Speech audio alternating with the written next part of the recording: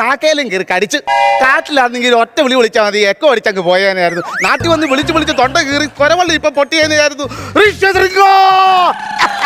ആരാ? നാമിനെ ഒന്ന് പരിചയപ്പെടുത്തി തരാം. ദേവന്റെ മിമിക്രി എനിക്ക് കാണണ്ട. അത് മിമിക്രി അല്ല, പിന്നെ ഈ നാമെന്ന് വെച്ചാലേ വടക്കം പോയില വിൽക്കുന്ന ആള്. അയ്യോ, ഇത് വടക്കം പോലെയല്ല, പിന്നെ ഇതെന്റെ ജാടയാണ്. ഒരു പരിചയമില്ലാത്ത എന്റെ അടുത്ത് നീ എന്തിനാ ജാട കാണിക്കുന്നത്? ജാടയല്ല, ഇതെന്റെ ജടയാണെന്ന്. ഇതൊക്കെ വെട്ടിക്കളഞ്ഞൂടെ? ഇത് വെട്ടിക്കളഞ്ഞത് ജടയാന്ന് എനിക്ക് പറയാൻ പറ്റുമോ? അങ്ങനെ അടുത്തത് പറഞ്ഞ് ഇറങ്ങിയിരിക്കുകയാണ്. എനിക്ക് മനസ്സിലായില്ല ആരാ അത്. ഞാൻ വിശ്വസിന്റെ അച്ഛൻ. ഒയ്യോ, എന്റെ സമയം കൊള്ളാം. വരുന്നത് മൊത്തം സെലിബ്രേറ്റ് ചെയ്ത് പിന്നെ അടിക്കുന്നത് പൊടി അടിച്ച് കളഞ്ഞല്ലേ? അങ്ങനെ ഇവിടെ അടിക്കാൻ മല നിറങ്ങി വന്നതാ. ഇരുന്നോ. ഈ ചെറുക്കൻ എന്നോട് പറയാതെ ഏതോ പെണ്ണ് പറഞ്ഞ് മഴ പെയ്ക്കണം എന്ന് പറഞ്ഞിട്ട് ചാടിക്കെറിഞ്ഞു പോന്നു. ആ കാട്ടിൽ കിടന്നുള്ള പണിയെല്ലാം ഞാൻ ചെയ്യേണ്ട ഗതികേടാന്ന്. മാന് പുളിയരി വേവിച്ചു കൊടുക്കണം, സിംഹത്തിന്റെ കൃതാവ് കട്ട് ചെയ്ത് കൊടുക്കണം. പിന്നെ എന്നും അവൻ കഴുകുന്ന എന്റെ കിണ്ടി വരെ ഞാനിപ്പോ സ്വന്തമായിട്ട് കഴുകേണ്ട ഗതികേടാ. അതൊക്കെ മോശമല്ലേ? എന്തോ സ്വന്തം മോനെ കൊണ്ടുപോണ കിണ്ടി കഴിക്കുന്നത്. അവൻ കഴുകി കഴിഞ്ഞാൽ വല്ലാണ്ട് വെട്ടി തിളങ്ങും. പിന്നെ ഞാൻ ഈ പെണ്ണുങ്ങളെ കാണിക്കാതെ ആ ചെറുക്കനെ വളർത്തിയത്. അതെന്താ പെണ്ണുങ്ങളെ കാണിച്ചാല്? ഇത് പെണ്ണുങ്ങളെ കാണിച്ചു കഴിഞ്ഞാൽ അവൻ വഴി പഠിച്ചു പോകുമെന്ന്. വഴി പഠിച്ചു പോകുന്നുണ്ട്, അത്ര ഉറപ്പ്? അവൻ എന്റെ മകനല്ലേ? ആ കൊള്ളാം. ഒരു ചായ എടുക്കാമോ? നിങ്ങൾക്ക് തന്നെ എടുത്താ പൊങ്ങത്തില്ലയോ? അതല്ലെന്ന്, ഒരു ചായ എടുക്കട്ടെ. ആ, ഒരു ചായ എടുക്ക.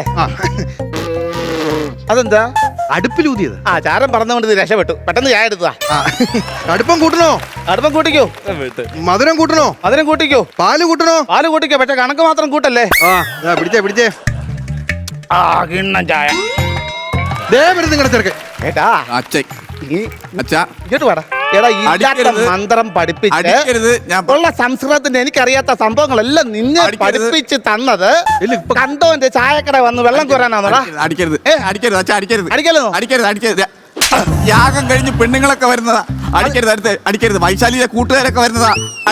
ആ വൈശാലിയെ കണ്ടായിരുന്നോ? ഇല്ല, ഞാൻ ഇവിടെ നിൽക്കുമായിരുന്നു, കണ്ടില്ല. പെട്ടെന്നുള്ള തിരക്കില് അടിച്ചോ.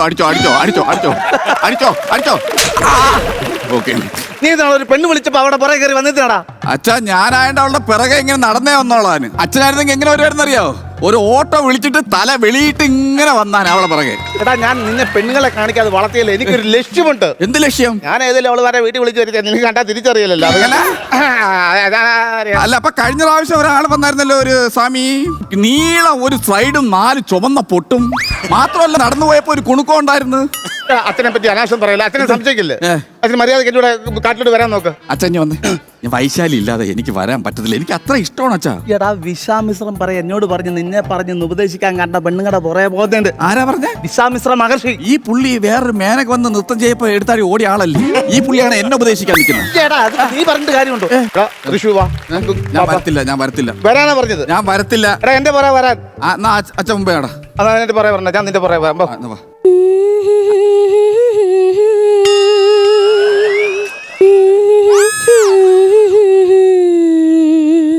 നമുക്ക് ആശ്രമത്തിൽ ചെന്നട്ടെ.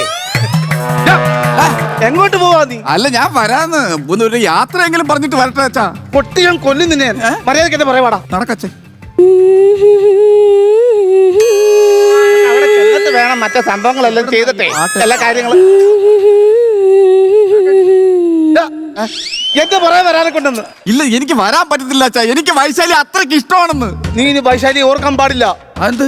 നീ ഇനി വൈശാലി ഓർക്കാതിരിക്കാൻ വേണ്ടി എന്റെ ഒരു ട്രിക്ക് ഉണ്ട്. എന്ത്? നീ എല്ലാം മറന്നു പോട്ടെ.